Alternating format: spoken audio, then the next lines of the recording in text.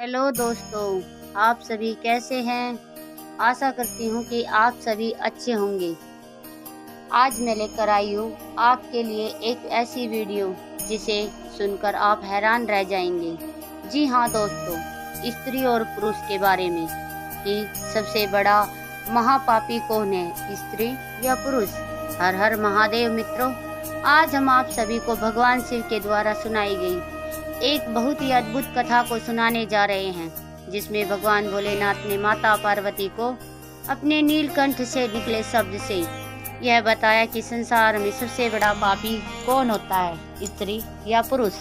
तो मित्रों, अपने जीवन को सुखमय बनाने के लिए मैं आपसे निवेदन करती हूँ कि आप सभी लोग इस कथा को पूरा अवश्य सुनिए, क्योंकि मित्रों यह गहन सीख आपको अपनी ओर प्रताड़ित करेगी। मित्रों, चलिए आपका ज़्यादा समय नष्ट न करते हुए इस कथा को शुरू करते हैं। मित्रों, एक समय की बात है, भगवान भोलेनाथ जी कैलाश पर्वत पर माता पार्वती के साथ बैठे हुए थे।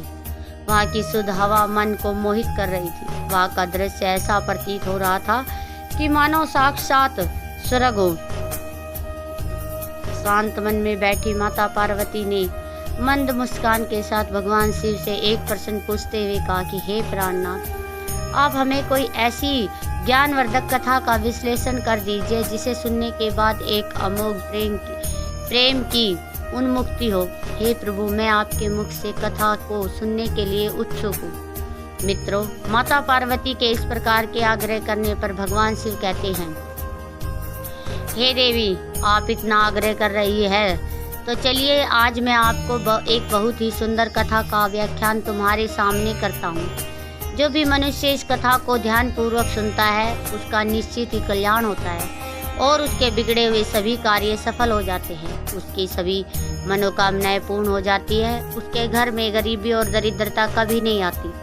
हे देवी, आज की कथा में उस समय का बखान है जब द्वापर युग का अंत हो रहा था और कलयुग का प्रारंभ होने वाला था। उसी समय मध्य देश में एक सुंदर और मन को मोह लेने वाला नगर हुआ करता था। उस नगर में चंद्रदेव नाम के एक प्रजापति राजा राज्य करते थे। उस राजा चंद्रदेव की 7 बेटियां थी। सातों राजकुमारियां बहुत ही सुंदर थी, लेकिन राजा की जो सबसे छोटी बेटी थी वह अन्य राजकुमारियों की अपेक्षा ज्यादा सुंदर और बुद्धिमान थी, जिसका नाम सुकन्या था। राजा अपनी सभी पुत्रियों को बहुत प्रेम करता था।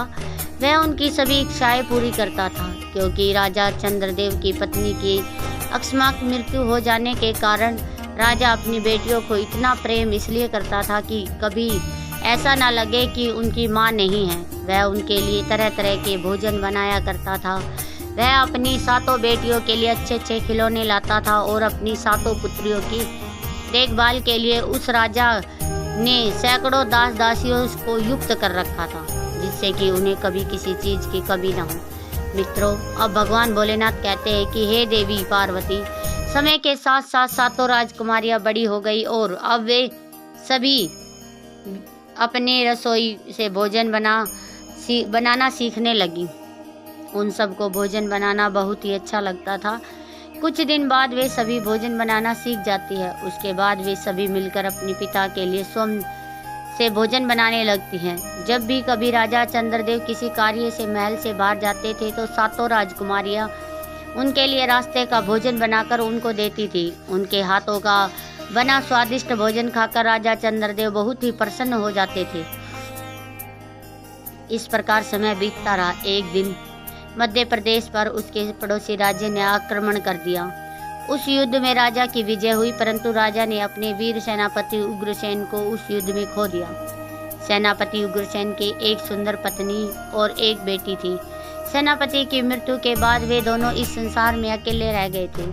फिर एक दिन सेनापति उग्रसेन की पत्नी राजा चंद्रसेन के महल में आती है और राजा से मदद मांगने लगती है। राजा उग्रसेन की पत्नी राजा चंद्रदेव से मदद मांगते हुए कहती है कि हे महाराज, मेरी मदद कीजिए। पति की मृत्यु के बाद मैं इस संसार में अकेली पड़ गई हूँ। मेरे पास जो रहने के लिए एक छोटा सा घर था वह भी गिर गया है। कृपया आप मुझे रहने के लिए कोई स्थान दीजिए। सेनापति की पत्नी की बात सुनकर राजा चंद्रदेव को उस पर दया आ जाती है और राजा चंद्रदेव ने अपने मंत्री को आदेश देते हुए कहा, महामंत्री जी, महल के बाहर जो हमारा निवास स्थान है उसे सेनापति उग्रसेन की पत्नी को रहने के लिए दे दिया जाए। राजा का आदेश मिलते ही मंत्री सेनापति की पत्नी को अपने साथ चलने के लिए कहते हैं और उसे महल के बाहर ले जाकर उसे वह घर दे देते हैं। फिर वह अपनी बेटी के साथ उस घर में रहने लगती है। मित्रों, अब आगे भगवान शिव कहते हैं कि हे देवी पार्वती, वह स्त्री शाम होते प्रतिदिन महल में आती और रसोई में जाकर राजकुमारी से आग मांगती थी। मित्रों, राजकुमारी सुकन्या को वह स्त्री बिल्कुल भी पसंद न थी, क्योंकि उनकी आदतें सभी को बहुत ही ज्यादा लज्जित कर देने वाली थी। इसलिए जब भी सेनापति की पत्नी आग मांगने महल में आती, राजकुमारी सुकन्या उसका अपमान करने लगती थी और उस पर क्रोधित हो जाती थी। इसके साथ ही साथ वह गुस्से से उस सेनापति की पत्नी से कहती कि तुम प्रतिदिन आग मांगने क्यों आती हो? क्या तुम्हारे घर में आग जलाने के लिए कुछ भी नहीं है क्या, जो तुम यहाँ पर रोज चली आती हो? जाओ अपने घर जाकर स्वयं आग जलाओ। अब दोबारा इस महल में आग मांगने मत आना। जब देखो तब मुंह उठाकर चली आती है, परंतु राजकुमार की इन बातों का उस पर कोई असर न होता। अब अगले दिन शाम के समय सेनापति की पत्नी फिर से महल की रसोई में जाकर आग मांगने लगी। जैसे ही राजकुमारी सुकन्या ने उसे देखा तो वह उस पर क्रोधित हो गई। उस सेनापति की पत्नी को रसोई से बाहर निकाल दिया, लेकिन उस पर राजकुमारी की बातों का कोई असर न हुआ था। जब राजकुमारी उस पर क्रोधित होती तो उसकी बड़ी बहनें उसे शांत करवाती और उसे समझाते हुए कहने लगती कि बहन, उसे माफ कर दो, वह बेचारी विधवा है। यदि हम सब इसकी थोड़ी सी आग दे दे और यह उसके आग जला लेगी तो क्या हो जाएगा? इससे हमारा तो कोई नुकसान नहीं होगा। जब तो देखो तो अब तुम इस स्त्री को लड़ती झगड़ती रहती हो और तुम इतना भला बुरा भी सुनाती हो। उसमें उस बेचारी के क्या दोष है? वह हमारे यहाँ आकर केवल हमारी रसोई से थोड़ी सी आग ही तो ले जाती है। इसमें से इतना सुनाने वाली जरूरत क्या है? तुमको भी समझना चाहिए कि वह एक विधवा स्त्री है। सहारा बनने से इतना बड़ा पुण्य मिलता है। जब अपनी बड़ी बहनों की बात सुनकर छोटी राजकुमारी सुकन्या गुस्से में आकर अपनी बहनों से कहती है कि अरे बहनों, आज तुम्हें मेरी बात समझ नहीं आ रही है, लेकिन देख लेना, एक ना एक दिन यह स्त्री हमारे साथ छल अवश्य करेगी, क्योंकि इसका चरित्र ठीक नहीं है और एक दिन यह हमारे लिए बहुत बड़ी मुसीबत पैदा कर देगी। मेरी इस बात को सुनकर सभी गांठ बांध लो, देख लेना ऐसा होगा जरूर। अब इतना कहकर छोटी राजकुमारी सुकन्या अपने कक्ष में चली गई। उसके बाद यह सिलसिला इसी तरह चलता रहा। अब वह औरत उन राजकुमारियों के प्रतिदिन षड्यंत्र रचने लगी। मित्रों, वह स्त्री बहुत ही दुष्ट स्वभाव की थी। एक दिन जब वह रसोई में आग मांगने जाती है तो वह सबसे नजर बचाकर राजा के भोजन में थोड़ी सी मिट्टी मिला देती है और राजा के लिए जो भोजन बना हुआ था उस भोजन को खराब कर देती है। एक दिन जब राजा चंद्रदेव भोजन कर रहे थे तब उन्हें भोजन में कुछ शंका उत्पन्न हुई, लेकिन राजा चंद्रदेव को अपनी बेटियों पर पूर्ण विश्वास था, क्योंकि उनका भोजन उनकी बेटियां बनाती थी और राजा को अपनी सभी बेटियों पर बहुत ज्यादा अधिक विश्वास और प्रेम था। इसलिए वह समझ नहीं पा रहे थे कि आखिर भोजन का स्वाद मिट्टी जैसा क्यों लग रहा है। कौन है जो भोजन को खराब कर रहा है? अब यह सिलसिला रोज का हो गया था। जब राजा ऐसा भोजन करते करते थक गया तो फिर एक दिन राजा ने मन ही मन सोचा कि अब मुझे देखना चाहिए कि खाना बनाते समय हमारी बेटियां ऐसा क्या करती है जिससे भोजन का स्वाद मिट्टी जैसा हो जाता है। अब ऐसा सोचकर राजा चंद्रदेव अपने कक्ष में चला गया। अगले दिन जब 7 राजकुमारियां रसोई घर में भोजन बना रही थी तो राजा चंद्रदेव छिपकर देखने लगा कि मेरी बेटियां किस कारण मेरे भोजन को खराब करती है। ऐसा खराब भोजन खिलाकर वो मुझे क्या मारना चाहती है? अपने मन में ऐसा विचार करते हुए राजा अपनी पुत्रियों को देखने लगा, क्योंकि वह अपनी पुत्रियों से प्यार भी बहुत करता था। इसलिए उसे इस बात का यकीन ही नहीं हो रहा था कि वह जानना चाहता था कि उसकी बेटियां भोजन खराब क्यों करती है। लेकिन जब उसने देखा तो उसकी बेटियां तो बड़ी ही स्वच्छता से भोजन की तैयारी कर रही थी। कुछ देर बाद भोजन बनाकर तैयार हो गया। आगे उसने देखा कि उसकी बेटियों ने बड़ी सावधानी से स्वच्छता के साथ भोजन को ढककर एक सुरक्षित स्थान पर रख दिया। अन्य कार्यों को करने के लिए रसोई घर के बाहर चली जाती है। इसके बाद राजा ने जो दृश्य देखा उसे देखकर वह बहुत ही आश्चर्यचकित हो गया। उसने देखा कि सेनापति की पत्नी आग लेने के लिए रसोई घर में आई और वह अपने घर पर भोजन को बनाने के लिए आग मांगने लगी। तभी उसने देखा सुकन्या को उस पर क्रोध आ गया। वह क्रोधित होकर उसे डांटने लगी और कहने लगी, जब देखो तुम मुंह उठाए आग मांगने चली आती हो। मैंने तुमको कितनी बार समझाया है कि यहाँ पर आग मांगने मत आया करो, लेकिन तुम मेरी सुनती ही नहीं हो।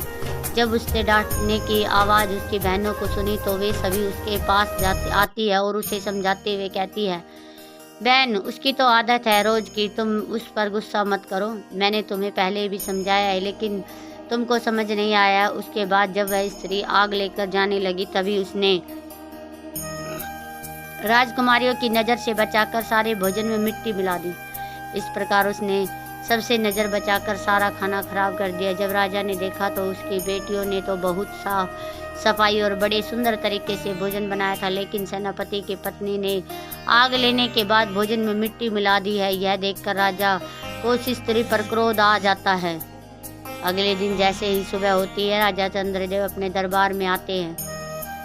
एक सेनापति को अपने पास बुलाते हैं और उसे आदेश देते हैं कि सैनिक तुम अभी जाओ और सेनापति की पत्नी को लेकर आओ। तुम उससे कुछ मत कहना, बस उसे कहना यहाँ पर लेकर आओ। राजा का आदेश पाकर सैनिक उस स्त्री के घर जाता और उसे अपने साथ लेकर दरबार में आता और राजा चंद्रदेव के सम्मुख खड़ा कर देता है। फिर राजा ने गुस्से से उससे सारी घटना के बारे में पूछा तो सेनापति की पत्नी ने चालाकी दिखाते हुए कहने लगी, महाराज मुझे क्षमा करें, मैं तो आपकी बुद्धिमत्ता की जांच कर रही थी, क्योंकि मैंने आपकी बुद्धिमत्ता के चर्चे अपने पति से बहुत सुने थे।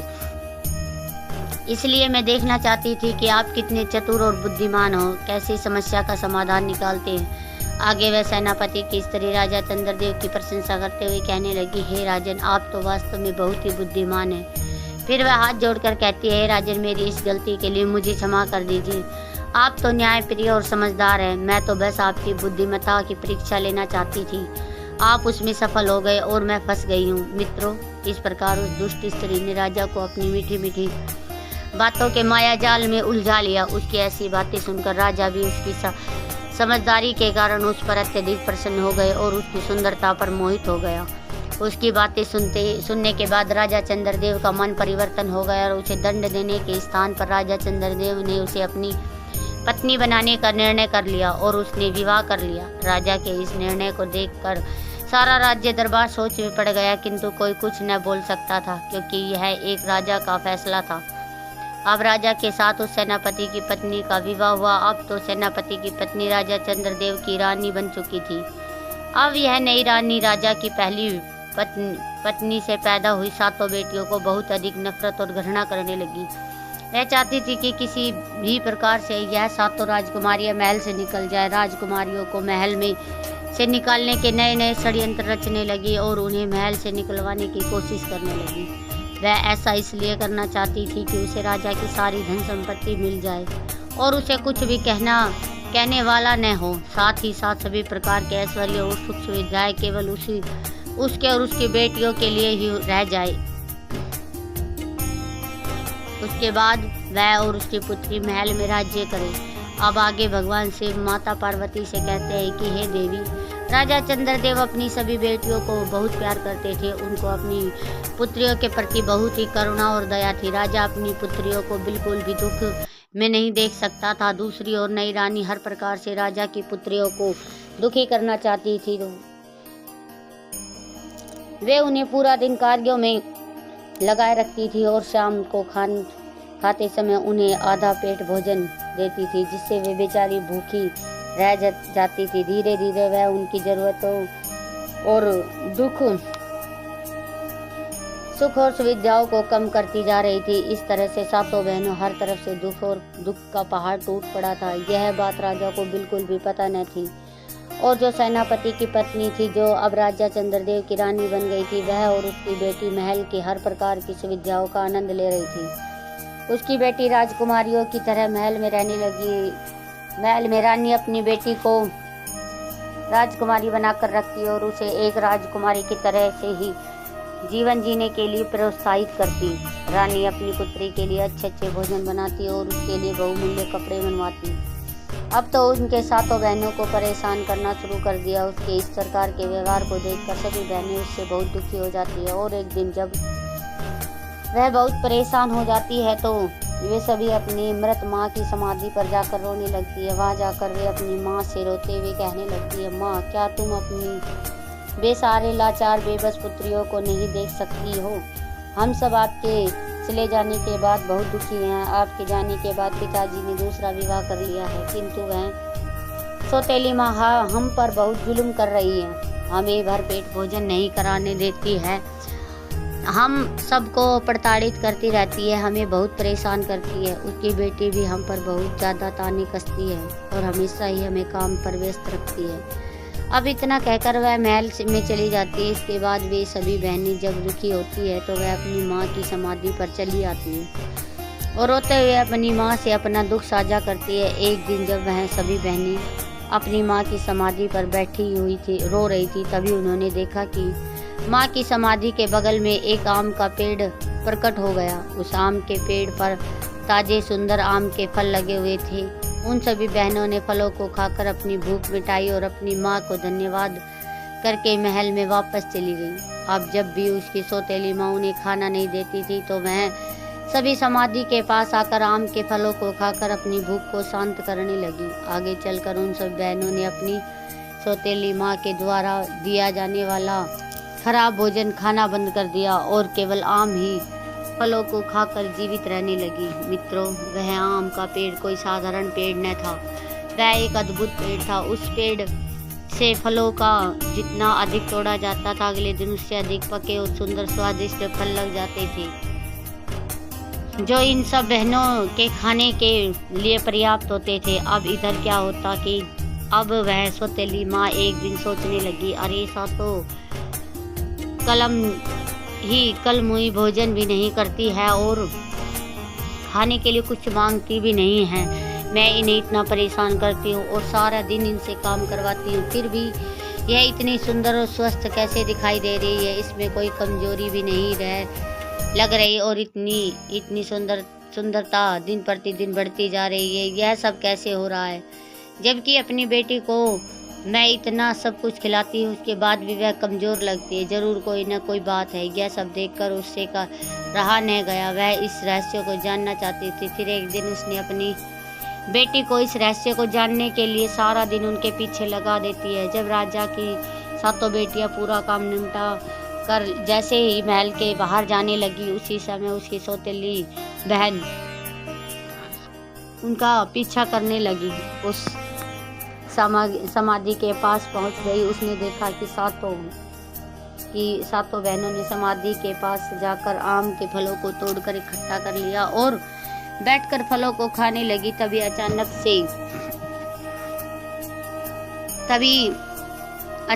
से जो सौतेली बेटी है उसका पीछा करते हुए समाधि के पास पहुंच गई। उसने देखा कि फलों को तोड़कर इकट्ठा कर लिया और बैठकर फलों को खाने लगी। तभी अचानक से सुकन्या की नज़र अपनी सौतेली बहन पर पड़ी। उसे यह बात समझते देर न लगी कि उसकी सौतेली बहन उसका पीछा कर रही थी।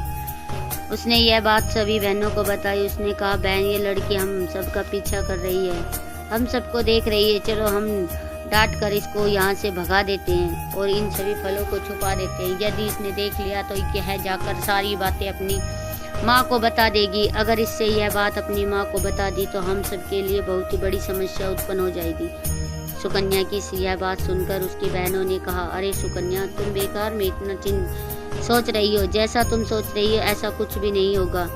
यह लड़की तो मुझे बहुत सीधी लगती है। भला यह क्यों हम अपनी माँ से हम लोगों के बारे में बताएगी और इसे ऐसी बातों को बता के क्या मिलेगा? ये लड़की तो निर्दोष है। इसकी माँ हमें कष्ट देती है तो इसमें इसका क्या कसूर? ऐसा कहकर वे उन्हें अपने पास बुलाती है और उसको भी खाने के लिए कुछ आम के फल देती है। वह लड़की आम खाने के बाद वापस महल लौट कर आती है और अपनी माँ के पास जाकर उन सातों बहनों की सच्चाई बताने लगती है। वह अपनी माँ से कहती है, माँ, यह सातों बहनें महल से निकलकर अपनी माँ की समाधि के पास जाती है और उस समाधि के पास एक आम का पेड़ है। यह सभी उस पेड़ से आम के फल तोड़कर खाती है। उस पौधे के आम बहुत ही ज्यादा स्वादिष्ट है। मैंने ऐसा अद्भुत पेड़ जीवन में कभी नहीं देखा। उस पेड़ में जितना फल तोड़े उससे ज़्यादा फल उसमें लग जाते हैं। वह फल बहुत ही सुंदर देखने से लगते हैं और खाने में तो वह और भी अधिक स्वादिष्ट होते हैं। मित्रों, अपनी बेटी के मुख से ऐसी बातें सुनकर रानी गुस्से से आग बबूला हो गई। फिर उसने मन ही मन सोचा कि अब मैं इसे महल से बाहर जाने के लिए कैसे रोकूं, जिससे कि यह उस आम के पेड़ के पास न जा सके। अगले दिन उसने फिर से एक षड्यंत्र रचा और सारा दिन वह अपने कक्ष से बाहर नहीं निकली।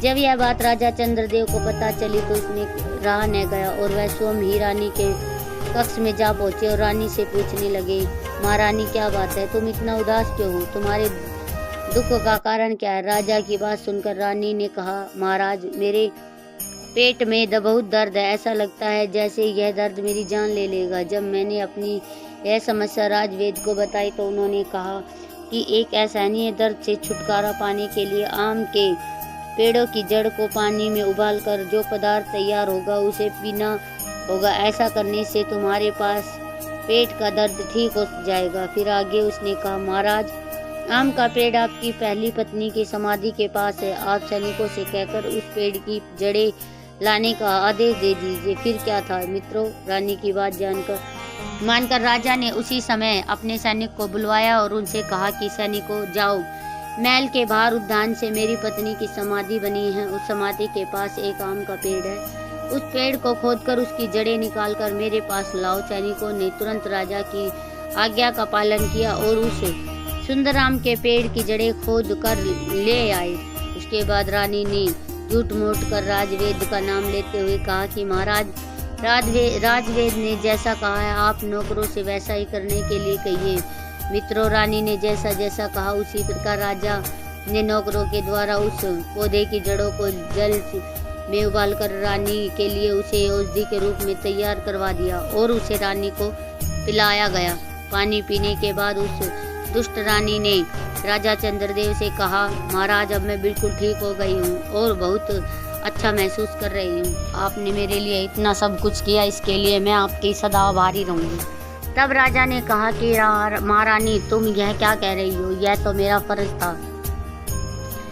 मैं आपका पति हूँ और पति का धर्म होता है कि वह अपनी पत्नी की रक्षा करे। इधर अब अगले दिन जब वे सभी बहनें अपनी माँ की समाधि पर गई तो उन्होंने देखा कि समाधि के पास का वो अद्भुत आम का पेड़ कटा पड़ा था और उसकी जड़ें गायब थी। यह दृश्य देखकर सातों बहनें परेशान हो गई और दुखी होकर वहीं बैठकर विलाप करने लगी। वे सोचने लगी कि अब वे सभी कैसे अपनी भूख मिटाने के लिए कहा जाएगी और क्या खाएगी। यह सोचकर वे सभी बहुत चिंतित हो जाती हैं और दुखी होकर अपनी माँ से प्रार्थना करने लगती है। तभी उन्होंने देखा कि आम के पेड़ के स्थान पर एक छोटा सा सरोवर बन गया और उसमें से स्वादिष्ट भोजन निकलने लगा। यह देखकर सभी बहनें बहुत खुश हुई और उसमें से कुछ भोजन लेकर खाने लगी, जो कि खाने में बहुत अधिक स्वादिष्ट था और उन्हें वह भोजन बहुत पसंद आया। अगले दिन ही भी वही हुआ और उसके बाद जब रोजाना यही होने लगा, हर रोज सभी राजकुमारियां अपनी माँ की समाधि पर जाती, फिर वह उस सरोवर के पास जाकर खड़ी हो जाती और उसे स्वादिष्ट भोजन निकलने लगता। वे सभी भोजन करती और अपनी भूख को शांत कर लेती। इस प्रकार से आम के पेड़ उखड़ जाने के बाद सातों राजकुमारियों के पहले जैसी हालत देखकर रानी परेशान हो गई। उस दुष्ट रानी ने अपनी पुत्री को बुलाकर फिर से कहा, बेटी, पता नहीं है क्या हो रहा है, मैंने तो उस आम के पौधे को भी कटवा डाला जो रानी की समाधि के पास उगा था। उसके बाद भी वे सभी राजकुमारियां खुश रहती है, उन्हें किसी भी प्रकार की कोई चिंता क्यों नहीं है। वे खाती क्या है, क्योंकि महल में जो भोजन बनता है उसमें से उन्हें खाने के लिए नहीं देती हूँ। फिर भी वह सभी इतनी स्वस्थ कैसे हैं, मैं तो यही सोच कर परेशान हूँ। फिर वह दुष्ट रानी अपनी बेटी को दोबारा से उनके पीछे उनकी जासूसी करने के लिए लगा देती है और अपनी बेटी से कहती है, इनका पीछा करके पता लगाओ कि उनके इस खुशी के पीछे क्या रहस्य है। अपनी माँ की बात मानकर उसकी बेटी उन सातों राजकुमारियों के पीछे छुप कर चलने लगी। सातों बहनें समाधि के पास जाकर उस सरोवर से निकले हुए भोजन को लिया और वह जमीन पर बैठकर उस भोजन को करने लगी। तभी सुकन्या की नज़र सौतेली माँ की बेटी पर पड़ी। वह छुपकर उन पर नजर रख रही थी। जब सुकन्या ने उसे देखा तो उसने अपनी बहनों से कहा कि बहनों देखो, यह लड़की दोबारा यहाँ पर आ गई है और हम पर नजर रख रही है। चलो हम सभी इस तालाब को ढक देते हैं जिससे कि वह सरोवर को ना देख सके। यदि उसने देख लिया तो वह जाकर अपनी दुष्ट माँ को बता देगी। अगर उसने अपनी माँ को बता दिया तो वह फिर से हमारे प्रति कोई षड्यंत्र रचेगी और हम सबको परेशान करेगी। सुकन्या की बात सुनकर उसकी बड़ी बहन ने फिर से उसे समझाते हुए कहा, सुकन्या तुम व्यर्थ ही चिंता कर रही हो। तुम उस बेचारी पर बिना किसी वजह से संदेह कर रही हो। वह तो अभी बच्ची है, भला वह क्यों ऐसा करेगी। फिर उन सभी बहनों ने अपनी सौतेली बहन को अपने पास बुला लिया और उसे भी खाने के लिए वह स्वादिष्ट भोजन दे दिया। मित्रों, सुकन्या को छोड़कर राजा की 6 बेटियां बिल्कुल भोली और सरल स्वभाव की थी। इसलिए सुकन्या जब भी अपनी बहनों को कुछ भी कहती तो उन्हें उनकी कोई भी बात समझ में नहीं आती थी और वह सोचती कि वह अभी छोटी है, इसलिए उसे कुछ ज़्यादा ही सभी पर संदेह हो रहा है। जब उसकी सौतेली माँ को 7 राजकुमारियों के बारे में यह भोजन वाली बात अपनी बेटी के द्वारा पता चली तो वह क्रोध से तिलमिला उठी और उसने अपनी दासी को आदेश देते हुए कहा, जाओ और सैनिकों को बुलवा कर लाओ। रानी का आदेश मिलते ही दासी सैनिकों को बुलवा लाई। फिर रानी ने सैनिकों से कहा, जाओ इसी क्षण रानी की समाधि को नष्ट कर दो और उसके पास जो सरोवर बना उसे मिट्टी से पत्थर से भर दो। उस निर्दयी रानी की आज्ञा पाकर सैनिक महल के बाहर जाते हैं और महल पहली रानी की समाधि को नष्ट कर देते हैं और सरोवर को कंकड़ पत्थर और मिट्टी से भर देते हैं। अगले दिन जब 7 राजकुमारियां उद्यान में जाती है तो वो देखती है कि उद्यान में उनकी माँ की समाधि ही नहीं है। यह देखकर बहुत ज़्यादा दुखी हो जाती है और जोर जोर से करुणा स्वर में विलाप करने लगती है। अब उनके पास जीने का कोई सा रास्ता न था, क्या बचा था। यही सब सोचकर वह 7 राजकुमारियां परेशान हो गई। अब मित्रों, भगवान शिव आगे की कथा सुनाते हुए कहते हैं कि हे देवी, उन 7 राजकुमारियों के साथ इतना सब कुछ करने के बाद भी वह दुष्ट रानी संतुष्ट नहीं हुई और एक दिन उसने फिर एक बीमारी का बहाना बना करके अपने कक्ष में सारा दिन बाहर नहीं निकली। जब राजा को दासी द्वारा पता चला कि रानी बीमार है तो राजा ने सोचा, चलकर रानी की बीमारी का कारण जान लेते हैं। यह सोचकर राजा चंद्रदेव रानी के कक्ष में जाते हैं और रानी को देखकर कहते हैं, महारानी आप चिंता न कीजिए, मैं तुम्हारी बीमारी को ठीक करने के लिए कुछ तुम्हें अच्छे से अच्छे वेद को दिखाऊंगा और तुम जल्दी से ठीक हो जाओगे। मित्रों, राजा को यह बात के बारे में तनिक भी खबर न थी कि रानी बीमार नहीं है। वह तो राजकुमारी को महल से बाहर निकलवाने के लिए षड्यंत्र रच रही है। राजा के इस प्रकार के कहने पर वह कहती कि हे राजन, आपको परेशान होने की जरूरत नहीं है। आप मेरे लिए एक छोटा सा कार्य कर दीजिए, मैं ठीक हो जाऊंगी। रानी की बात सुनकर राजा ने कहा, महारानी आप बताइए मुझे कौन सा कार्य करना होगा। आप निसंकोच होकर कहिए, मैं उसे अवश्य करूंगा। मैं आपको वचन देता हूँ, यह कार्य अवश्य ही पूर्ण होगा। फिर रानी ने कहा, महाराज मेरे जीवन को बचाने के लिए आपको अपनी पहली पत्नी की 7 बेटियों को मारना होगा और उनकी हत्या करने के बाद उनका खून लाकर मेरे उंगलियों में लगाना होगा। यदि आप ऐसा करेंगे तो मेरा जीवन बच सकता है। मित्रों, उस दुष्ट रानी के ऐसे शब्दों को सुनकर राजा चंद्रदेव के तो होश ही उड़ गए। उन्होंने ऐसा प्रतीत हुआ मानो उनके पैरों तले से जमीन खिसक गई हो और किसी ने उनकी दोनों भुजाएं काट कर अलग कर दिया हो। फिर राजा चंद्रदेव ने अपने आप को संभाला, लेकिन वह कर भी क्या सकता है। अब तो उन्हें रानी को वचन दे दिया था और उन्हें अपना वचन टूटने का भय था। वह अपनी बेटियों को अपनी जान से ज्यादा प्यार करता था। फिर राजा ने अपने हृदय पर पत्थर रखते हुए राजकुमारियों की तलाश की और राजा ने अपनी 7 राजकुमारियों को उद्यान में बैठे देखा। राजा उसके पास पहुंचा तो उसने देखा कि उनकी 7 पुत्रियां अपनी माँ की समाधि के पास बैठकर रो रही थी। अपनी पुत्रियों की ऐसी हालत देखकर राजा चंद्रदेव बहुत दुखी हुए, क्योंकि वह अपनी बेटियों से निस्वार्थ प्रेम करते थे। एक तरफ उनकी रानी की इच्छा और राजा का वचन और दूसरी तरफ उसकी बेटियों का जीवन उसे समझ नहीं आ रहा था कि वह क्या करे। अब राजा को कुछ समझ में आ रहा था कि उसकी बेटियां सौतेली माँ के साथ खुश नहीं है और सौतेली माँ भी उन्हें खुश नहीं रख पा रही है। अपनी पुत्रियों के पास जाकर राजा चंद्रदेव ने प्रेम पूर्वक अपनी पुत्रियों से कहा कि मेरी पुत्रियों, तुम मेरे साथ इस महल से बाहर जंगल में चलो। तुम सभी का दुख अब मुझसे नहीं देखा जा रहा है। पिता की बातें मानकर वह सभी उनके साथ चल पड़ी और उन सभी को लेकर जंगल की ओर चल दिए। जंगल में कुछ दूर जाकर राजा ने अपने थैले से कुछ फल निकाले और अपनी सभी बेटियों को खाने के लिए दे दिया।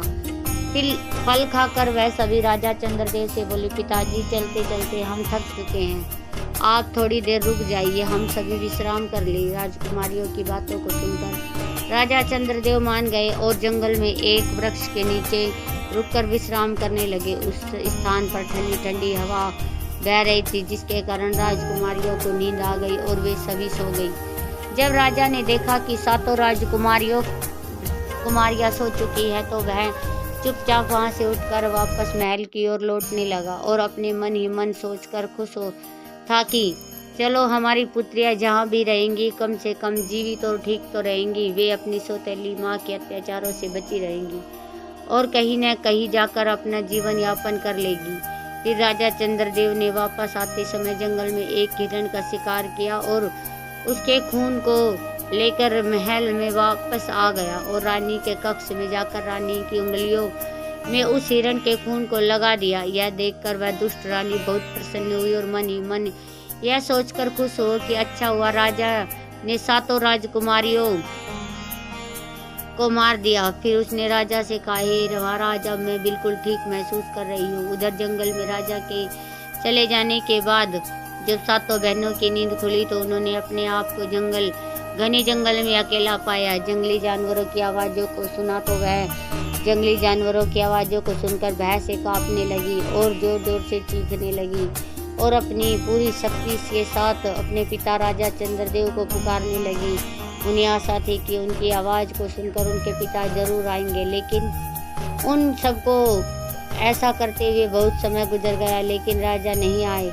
उन सबको अपनी आवाज़ के अतिरिक्त अन्य किसी मनुष्य की आवाज़ नहीं सुनाई दे रही थी। मित्रों, आगे भगवान शिव कहते हैं कि देवी पार्वती ठीक उसी दिन अंग देश के 7 राजकुमार अपनी पिता के आज्ञा से शिकार खेलने उद्देश्य से आए थे। जब वे शिकार खेलकर वापस अपने राज्य अंग देश की ओर लौट रहे थे, तभी उनके सबसे छोटे राजकुमार ने अपने भाइयों को रोकते हुए कहा कि भैया ठहरिए, जंगल में जरूर कोई फंसा हुआ है और हम सबको उनकी सहायता करने के लिए चलना चाहिए, क्या पता किसी को हमारी ज़रूरत हो। तब उन भाइयों ने भी उन सभी राजकुमारियों की आ रही आवाज़ों को सुना तो वे सभी जिस दिशा में आवाज़ आ रही थी उसी दिशा में उन सभी ने अपना घोड़ा दौड़ा दिए और थोड़ी ही देर बाद उस स्थान पर पहुंच गए जहां पर वे सातों राजकुमारियां थी। वे सभी रो रही थी। उन्हें रोता देख राजकुमारों को उन पर दया आ जाती है। फिर उसमें से सबसे बड़े राजकुमार ने बहुत ही मीठे स्वर में उन राजकुमारियों से पूछा, हे सुंदर राजकुमारियों, तुम सब कौन हो और इतने घने जंगल में क्या कर रही हो? तुम्हारे साथ कोई है क्या? तुम सभी अकेली हो या? अब उस राजकुमारी के पूछने पर उन राजकुमारियों ने सारी कहानी उन सातों भाइयों को सुना दी। उनकी कहानी सुनने के बाद सातों राजकुमारों का यह निश्चय हुआ कि इन सबको अपने साथ राज्य ले चलते हैं और पिताजी की आज्ञा लेकर इनसे विवाह कर लेंगे। यह निर्णय लेने के बाद सबसे बड़े राजकुमार ने पूछा, क्या तुम सभी हम 7 भाइयों से विवाह करोगी और इसके साथ ही साथ हमारे राज्य चलोगी? अब उस राजकुमारी की बात वे सातों राजकुमारियां मान लेती है और उनके साथ अंग देश की ओर चल देती है। अंग देश पहुंचकर राजकुमारों ने अपने पिता से आज्ञा लेकर राजकुमारियों से विवाह किया। सबसे छोटे राजकुमार ने राजकुमारी सुकन्या से विवाह किया, जो देखने में अत्यंत सुंदर, गुणवान और बुद्धिमान थी। इस प्रकार से सातों राजकुमारों का विवाह उन सातों राजकुमारियों के साथ हो गया। विवाह की खुशी के अंग के राजा ने बहुत ही दिव्य भोज का आयोजन किया। उसने सारी राज्य की प्रजा को आमंत्रित किया और भोजन कराया। मित्रों, उसके बाद सभी राजकुमार अपनी अपनी पत्नियों के साथ सुख में जीवन व्यतीत करने लगे। फिर कई वर्षों के बाद सुकन्या ने एक पुत्र को जन्म दिया। पुत्र प्राप्ति का सारा राज्य परिवार बहुत खुश हुआ था। उन्होंने ऐसा लगा जिससे कि लड़के का एक पिता नहीं बल्कि 7 पिता है और 7 माताएं। वे सभी उसे बहुत प्यार करते थे और सब मिलकर अपने बच्चे की तरह उसका पालन पोषण करते थे। इस तरह से धीरे धीरे समय बीतने लगा। एक दिन सबसे छोटे राजकुमार ने अपने भाइयों से कहा, भाइयों, मेरा शिकार खेलने का बहुत मन है, मैं शिकार पर जाना चाहता हूँ। उसने अपनी पत्नी सुकन्या से कहा कि मैं शिकार पर जाना चाहता हूँ। फिर उसने अपनी पत्नी और अपने भाइयों से आज्ञा लेकर अपने घोड़े पर सवार होकर शिकार खेलने के लिए राज्य से बाहर निकल जाता है। परंतु कई दिन बीत जाने के बाद भी वह वापस नहीं आया। इस तरह दिन बीतते गए, लेकिन राजकुमार वापस लौट कर महल में नहीं आया।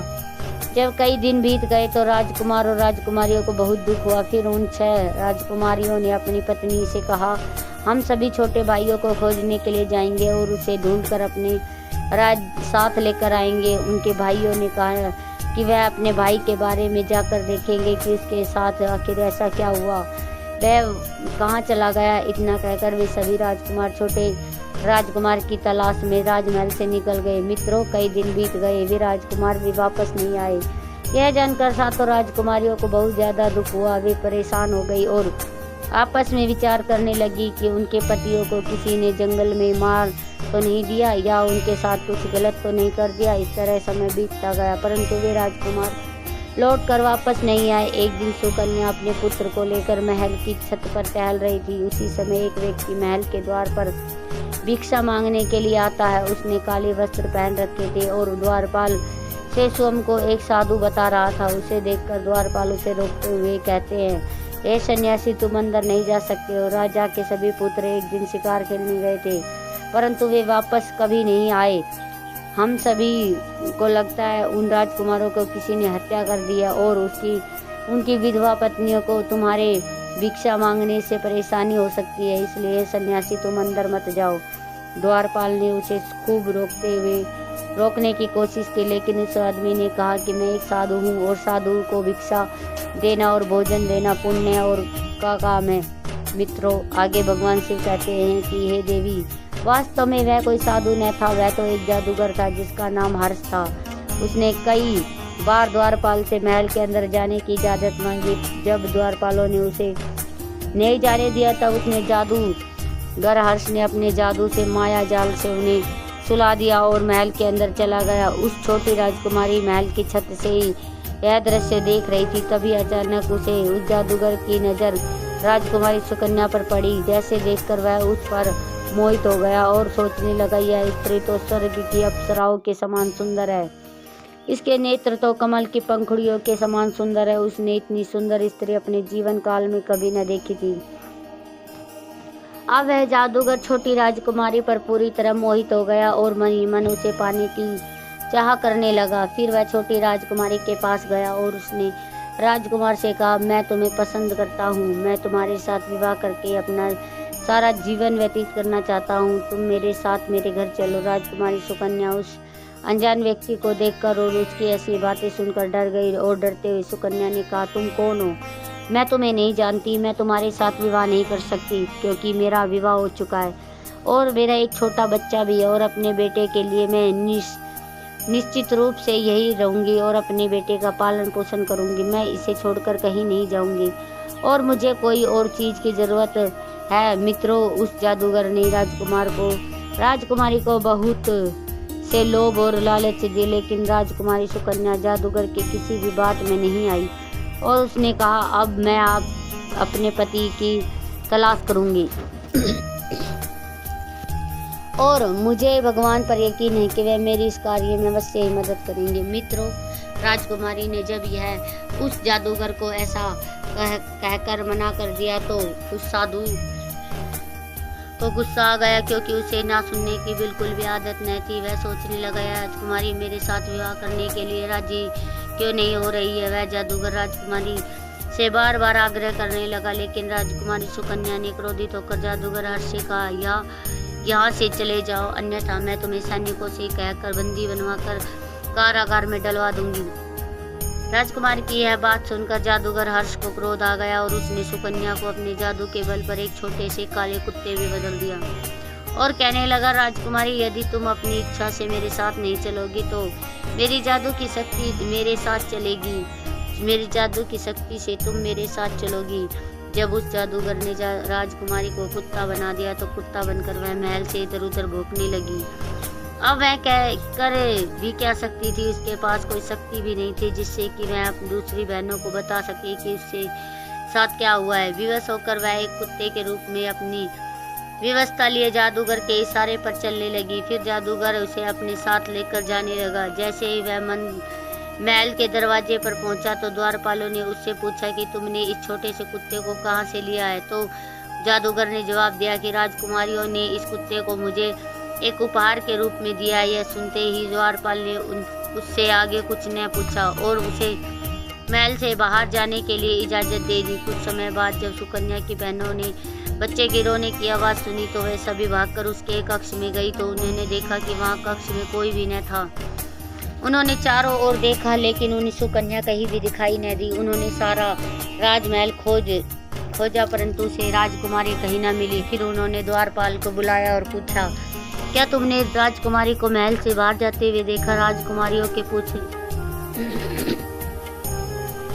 पूछने पर द्वारपाल ने कहा, राजकुमारी जी, छोटी राजकुमारी महल से बाहर नहीं गई है, परंतु एक सन्यासी महल से बाहर गया था। उसके हाथ में एक काला कुत्ता था। द्वारपाल की बात सुनकर राजकुमारी को अंदाजा लगा लिया कि अवश्य ही सुकन्या के साथ कुछ बुरा हुआ है और वह वही कहीं चली गई है। उसके साथ जरूर कोई षड्यंत्र रचा गया है। वह बेचारी कर भी क्या सकती थी। फिर उन सभी राजकुमारियों ने सुकन्या के पुत्र को मिलजुल कर पाल लिया और उसके अच्छे से देखभाल करने लगी। धीरे धीरे वह बड़ा होने लगा। जब वह 16 वर्ष का हो गया तो एक दिन उसने राजकुमारियों से कहा, माँ, हमारे पिताजी कहाँ हैं? राजकुमार ने के पूछने पर सबसे बड़ी राजकुमारी ने उसे सारा किस्सा सुना दिया। जब राजकुमार ने अपने माता पिता के और ताऊ के बारे में सुना तो वह बहुत दुखी हो गया और उसके मन में अपने माता पिता और ताऊ की खोज करने की तीव्र इच्छा जागी। उसने मन ही मन में दृढ़ संकल्प लिया कि उसके परिवार वाले चाहे संसार में कहीं भी किसी भी कोने में हो, वह उन्हें ढूंढ कर अवश्य लाएगा। इतना कहकर वह महल से जाने लगा। तभी राजकुमारी ने उसे रोकते हुए कहा, बेटा, तुम कहीं मत जाओ। जिनको जाना था वे चले गए। उन्हें हमसे खो दिया है। अब हम तुम्हें नहीं खोना चाहते।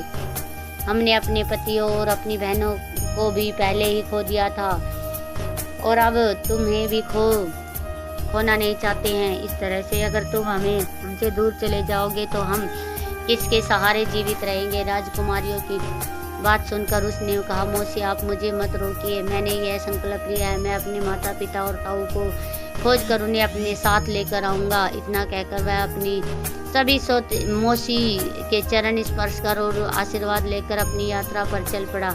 लेकिन कई महीनों तक वह इधर उधर भटकता रहा, किंतु उसे कुछ भी समझ में नहीं आया कि वह क्या करे, कहाँ जाए, किस प्रकार से अपने सगे संबंधियों की तलाश करे। फिर भी उसने हिम्मत नहीं हारी और अपने परिवारजनों की खोज करता रहा। चलते चलते एक दिन वह एक ऐसे देश में पहुंच गए जो पूरी तरह से पत्थरों का देश था। वहां पर पत्थर की कठोर और बड़ी बड़ी इमारतें थी, जिसके एक किनारे पर एक छोटा सा मकान था जिसमें एक माली रहता था। जब वह उस इमारत को देख रहा था तभी माली की पत्नी ने देख लिया और भागकर घर से बाहर आ गई और कहने लगी, अरे बच्चे, तुम कौन हो? तुमने इस खतरनाक स्थान पर आने की हिम्मत कैसे की? उस लड़के ने कहा कि मैं एक राजकुमार हूँ। मैं यहाँ अपने माता पिता और अपने ताऊ को ढूंढने आया हूँ। मेरी माँ को एक जादूगर ने जादू से बल से मेरी माँ को कुत्ता बनाकर अपने साथ ले आया। उसकी बात सुनकर माली की पत्नी ने कहा, बेटा, यह देश और यह स्थान एक दुष्ट जादूगर का ही है। उसके पास हर प्रकार की शक्ति है। जो भी व्यक्ति उसकी आज्ञा का उल्लंघन करता है, उसका अपमान करता है, उसको वह अपनी जादू की शक्ति से पत्थर या पेड़ बना देता है। तुम यहाँ पर जो पेड़ और पत्थर देख रहे हो, यह सब कभी जीवित प्राणी थे। इन सबको हमारे मालिक जादूगर हर्ष ने अपनी काली शक्तियों के बल पर इस रूप में परिवर्तन कर दिया है। कुछ समय पहले यहाँ एक राजा आया था। उसके कुछ समय बाद उसके 6 भाई भी यहाँ आए थे। जादूगर हर्ष ने उनको भी पत्थर और पेड़ में बदल दिया। आगे माली की पत्नी कहती है कि हे राजकुमार, केवल यही लोग दुर्भाग्यशाली नहीं है, इसके अतिरिक्त एक बहुत सुंदर रानी और इस पत्थर के महल में कैद है, जिसको इस दुष्ट जादूगर ने 17 साल से कैद करके रखा है। जादूगर उससे विवाह करना चाहता है, लेकिन जादूगर से वह नफरत करती है और वह जादूगर को छूने भी नहीं देती है। माली की पत्नी की बातें सुनकर छोटे राजकुमार ने विचार किया कि अवश्य ही यह कैसे सब मेरी माता पिता और मेरे ताऊ, या आखिरकार अंत में मैंने उन सबको खोज ही लिया, इसलिए मैं इतने समय से भटक रहा था। इसके बाद उसने अपनी कहानी उस माली की पत्नी को बताई। उससे प्रार्थना करते हुए बोला, हे देवी, आप मेरी सहायता करें, जिससे कि वह उन असहाय और लाचार लोगों को उस दुष्ट जादूगर के माया जाल से बाहर निकाल सके और उन्हें उस दुष्ट की कैद से आज़ाद करवा सके। माली की पत्नी ने राजकुमार को यह आश्वासन दिया कि वह उसकी मदद करेगी। फिर उस मालिन ने यह बात अपने पति को बताई तो वह भी राजकुमार की मदद करने के लिए तैयार हो गया और उन दोनों ने सोचा कि हो सकता है कि उसकी मदद करके हम भी इस जादूगर से बच जाए, क्योंकि मित्र वे दोनों भी उनके जुल्मों के शिकार थे। इसलिए उसने उस लड़के का साथ देने को तैयार हो गई। इसके बाद उस माली की पत्नी ने उसको अपना रूप बदलने के लिए कहा और उसने राजकुमार को समझाते हुए कहा, राजकुमार, यदि तुम्हें इस रूप में जादूगर देख लिए तो वह तुम्हें भी पत्थर में बदल देगा। माली की बात मानकर राजकुमार ने अपना वेश बदलकर एक लड़की की वेशभूषा धारण कर ली और धोती पहनकर माली की पत्नी के साथ उसकी पुत्री बनकर रहने लगा। एक दिन जादूगर हर्ष अपने सुंदर बगीचे में घूम रहा था, तभी उसने लड़की बने राजकुमार को देखा तो उसने माली की पत्नी को बुलाया और उससे पूछा कि लड़की कौन है। माली की पत्नी ने उसे बताया कि वह लड़की उसकी पुत्री है। इस तरह से जादूगर और राजकुमार की पहली मुलाकात हुई। राजकुमार एक लड़की के वेश में जादूगर से अपनी पहचान छुपाकर मिलता है और जादूगर उसको देखकर उससे कहता है कि तुम बहुत ही सुंदर हो, कल तुम मेरी ओर से एक उपहार लेकर उस पत्थर के महल में जाना। उस महल में एक सुंदर सी स्त्री रहती है, तुम उसे उपहार देना और उससे कहना कि यह उपहार जादूगर हर्ष ने तुम्हारे लिए भेजा है। मित्रों, जादूगर की बात सुनकर राजकुमार बहुत प्रसन्न हो गया। वह सोचने लगा कि कल वह अपनी माँ के लिए उपहार लेकर जाएगा और उससे मिलेगा। फिर वह जादूगर से मिलने के बाद वह भाग कर माली की पत्नी के पास गया और इस बारे में उसने उसको बताया और विचार विमर्श करने के बाद उसने निश्चय किया कि इसी वेश में रहेगा, क्योंकि इस वेश में उसकी कोई पहचान नहीं सकता था। उसने निर्णय लिया कि उचित अवसर आने पर वह अपनी माँ को छुड़ा लेगा। मित्रों, राजकुमारी सुकन्या ने राजकुमार के जन्म के समय उसके गले में एक हार पहनाया था, जो अभी भी उसने पहन रखा था। माली की पत्नी की नज़र राजकुमार के गले में पहने हुए हार पर पड़ी तो उसने राजकुमार से कहा, हे राजकुमार, जब जादूगर तुम्हें उपहार दे तो उस समय तुम उस उपहार के अंदर अपना हार छुपा देना, जिससे देखकर तुम्हारी माँ तुम्हें आसानी से पहचान लेगी। और आगे माली की पत्नी ने कहा, हे राजकुमार, यह सब कार्य आसान न होगा। इस कार्य को करते समय तुम्हें सावधानी बरतनी होगी। जब तुम महल में जाओगे तो तुम्हें एक सैनिक मिलेगा जो राजकुमारी सुकन्या के ऊपर नजर रखता है। मित्रों, अगले दिन वह जादूगर फूलों का एक गुलदस्ता लेकर लड़की बने राजकुमार के पास आता है। उससे कहता है कि जाओ, इसे उस सुंदर स्त्री को मेरी तरफ से उपहार स्वरूप दे देना। अब तो राजकुमार को फूलों का गुलदस्ता जादूगर की तरह से अपनी माँ तक पहुँचने का मौका मिल चुका था।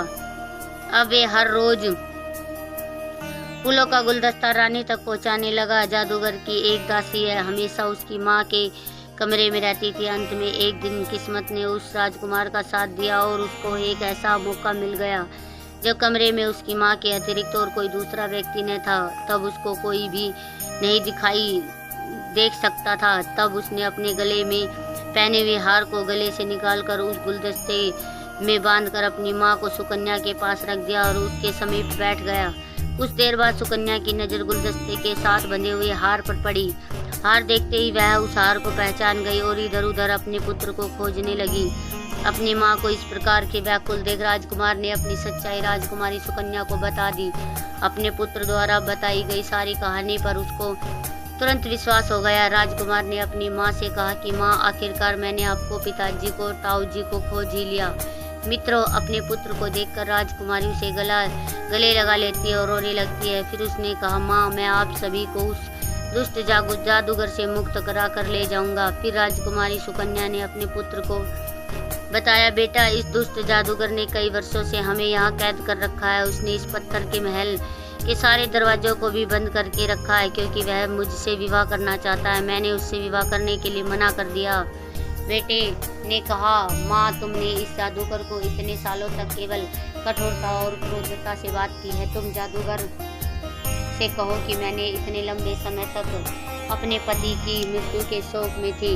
अब मैं तुमसे शादी करने को तैयार हूँ। उसके बाद दोनों माँ बेटा बैठकर अपनी योजना बनाने लगते हैं और उसके अंजाम देने के बारे में सोचने लगे। आगे राजकुमार कहता है, माँ, आप जब उनसे प्रेम से बात करेंगी तो हमें उनकी कमजोरी का पता लगने का मौका मिल जाएगा कि उसकी कमजोरी क्या है। क्या उसे मारा जा सकता है? अपने पुत्र की बात को राजकुमारी सुकन्या ने मान ली। अगले दिन राजकुमारी ने जादूगर हर्ष के लिए संदेश भिजवा दिया, जैसे ही उसने पुत्र से ने सुझाव दिया था, और फिर वह भागते हुए राजकुमारी के पास आया और उसने विवाह करने के लिए कहने लगा और उसे अपने महल में चलने के लिए विनती करने लगा। लेकिन राजकुमारी ने उससे कहा कि इससे पहले कि वह उससे शादी करे, उसे उसकी अधिक समय देना चाहिए ताकि वह एक दूसरे को अच्छी तरह से जान सके और एक दूसरे को भली भांति समझ सके। इसके बाद राजकुमारी ने जादूगर से पूछा, क्या आप अमर हैं? क्या आपको कभी मृत्यु छू नहीं सकती? क्या आप मानव जाति को महसूस करने के लिए एक महान जादूगर है? तब जादूगर ने कहा, तुम क्यों पूछ रही हो? तब राजकुमारी ने कहा, यदि आपको मुझसे विवाह करना है तो मेरे प्रश्नों का उत्तर देना होगा। मुझे अपने बारे में जानने का हक है, क्योंकि मैं आगे चलकर आपकी पत्नी बनने वाली हूँ। इसलिए आपके बारे में मैं सब कुछ जानना चाहती हूँ। यदि कभी आपके ऊपर कोई मुसीबत आई तो मैं उससे किस प्रकार आपको बचा पाऊंगी। पहले पति और पुत्र को तो मैंने खो दिया, लेकिन अगर मैं तुमसे शादी करूंगी और मैं तुम्हें खो दूं तो मैं किसके सहारे रहूंगी। राजकुमारी की बातों को सुनकर जादूगर हर प्रसन्नता से फूल उठा और उसने खुश होकर कहा, हे राजकुमारी, तुम चिंता मत करो, मुझे कोई नहीं मार सकता जब तक कोई उस तोते को नहीं मारेगा। जादूगर की यह बात सुनकर राजकुमारी सुकन्या ने बहुत ही प्रेम से पूछा, आप किस तोते की बात कर रहे हो? तो उसने सच्चाई बताते हुए कहा, जादूगर राजकुमारी, यहाँ से पूर्व की ओर 20 कोस की दूर पर एक अत्यंत विशालकाय जंगल है। उस जंगल के बीच में एक विशालकाय वृक्ष है। उस वृक्ष के खोखले में एक पिंजरा है, उसमें एक तोता रहता है। उसी तोते के जीवन पर मेरा जीवन निर्भर है। जब तक वह तोता जीवित रहेगा तब तक मुझे कोई नहीं मार सकता, क्योंकि उस तोते को मारना असंभव है। तोते को किसी प्रकार से चोट नहीं पहुंचाई जा सकती। उस तोते को सुरक्षित बनाए रखने के लिए मैंने वहाँ बहुत से गुलामों को नियुक्त कर रखा है, जो चारों तरफ पहर उसकी सुरक्षा करते हैं। जो भी मेरे अतिरिक्त उस स्थान पर जाता है उसे मेरे गुलाम मृत्यु के घाट उतार देते हैं। इतना कहकर वह अपने महल को चला जाता। अगले दिन जब राजकुमार अपनी माँ के पास आता है तो राजकुमारी सुकन्या सारी बातें अपने पुत्र से बता देती है, लेकिन बेटे की जान को खतरे में पड़ना देखकर राजकुमारी उसे मना करते हुए कहती है, बेटा, तुम उस स्थान पर मत जाना, वह बहुत बड़ा खतरा है। मित्रों, कोई भी माँ हो वह अपने पुत्र को कभी किसी खतरे में नहीं डाल सकती। आगे भगवान शिव जी माता पार्वती से कहते हैं, हे देवी। राजकुमार ने बहुत कोशिश करने के बाद अपनी माँ को समझाया और कहा, माँ जी, यदि मैं उस तोते को नहीं लाया तो आप और पिताजी अपने सभी ताऊओं को इस दुष्ट जादूगर से कैसे मुक्त कराऊंगा। उसकी बात को सुनने के बाद डरते राजकुमारी सुकन्या ने उसे जाने की आज्ञा दी। राजकुमार ने अपनी माँ को आश्वासन दिया कि वह जल्दी वापस लौट आएगा। तब तक आप इस दुष्ट जादूगर को अपनी बातों के माया जाल में उलझा कर रहे थे। अपनी माँ को आश्वासन देकर वह पूर्व दिशा में तोते की तलाश में निकल गया। काफी लंबा सफर तय करने के कारण वह बहुत थक चुका था। उसने सोचा कि थोड़ी देर विश्राम कर लेते हैं, उसके बाद आगे सफर तय करेंगे। यह सोचकर वह एक पेड़ के नीचे आराम करने लगा। ठंडी ठंडी हवा के झोंकों के कारण उसकी नींद आ गई और जब वह नींद से उठा तो उसे काफी देर हो गई थी। रात होने लगी तब उसने भागते हुए आगे का रास्ता तय करने लगा। कुछ घंटों बाद वह अपने गंतव्य स्थान पर पहुंच गया। उसने देखा जंगल के एक विशालकाय पेड़ था। उस पेड़ के चारों तरफ उस दुष्ट जादूगर के पहरेदार चक्कर लगा रहे थे। वह छुपकर मौके की तलाश करने लगा। जब रात हुई तो उसने देखा उस जादूगर के सभी पहरेदार सो गए हैं। मौका देखते हुए पेड़ पर चुपके से चढ़ गया और पेड़ की खोल से उस तोते के पिंजरे को उठाकर चुपचाप पेड़ से उतरकर वापस लौटने लगा। काफी लंबा सफर तय करने के बाद वह अपने गंतव्य स्थान पर वापस आ गया और बगीचे में तोते को लेकर बैठ गया। उसी समय जादूगर हर्ष अपने महल की छत पर टहल रहा था। जब उसने राजकुमार के हाथों में उस तोते को देखा तो वह भागते हुए राजकुमार के पास आया और बोला, बेटा तुम कौन हो और यह तोता तुमने कहाँ से मिला? इससे तुम मुझे दे दो, इसके बदले में मैं तुम्हें बहुत सारा धन दौलत दूंगा। लेकिन राजकुमार ने जादूगर को मना कर दिया। राजकुमार ने कहा, नहीं, मैं अपने तोते को तुम्हें नहीं दे सकता। यह मेरा वफादार तोता है, मैं इससे बहुत प्रेम करता हूँ। फिर उस जादूगर हर्ष ने कहा, इसके बदले हे बालक, इसके बदले तुम्हें क्या चाहिए? मैं तुम्हें सब कुछ देने के लिए तैयार हूँ। तुम्हें जो कुछ भी चाहिए मुझे बताओ, यह तोते के बदले मुझे बताओ, मैं तुम्हें अपना सब कुछ देने के लिए तैयार हूँ। अब उस जादूगर की यह बात सुनकर राजकुमार उससे बोला कि ठीक है, अगर तुम इसके बदले सब कुछ देना चाहते हो तो तुम सबसे पहले उस 7 राजकुमारों को मुक्त करो जिसको तुमने पत्थर और वृक्ष बना दिया।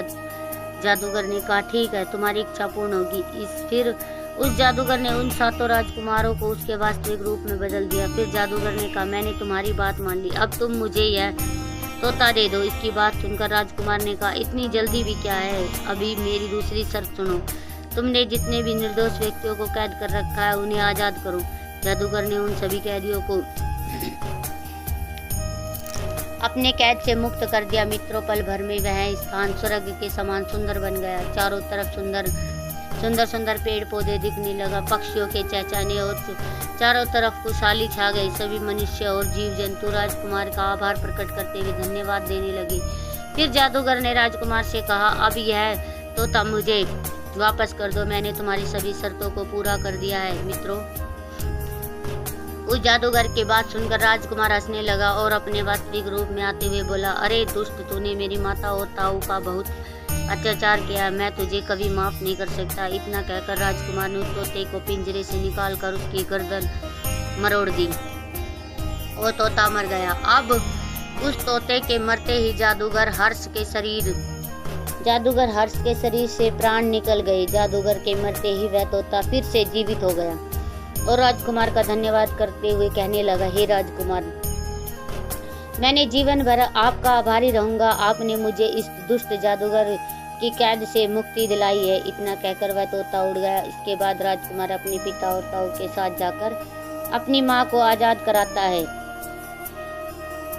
जब राजकुमारी सुकन्या अपने पति को अपने सम्मुख देखती है तो वह अपने पति को देखकर बहुत खुश होती है।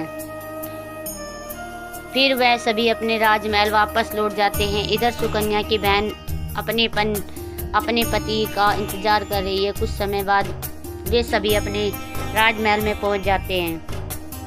अपने पतियों को और अपनी बहन को देखकर राजकुमारी बहुत प्रसन्न हो जाती है।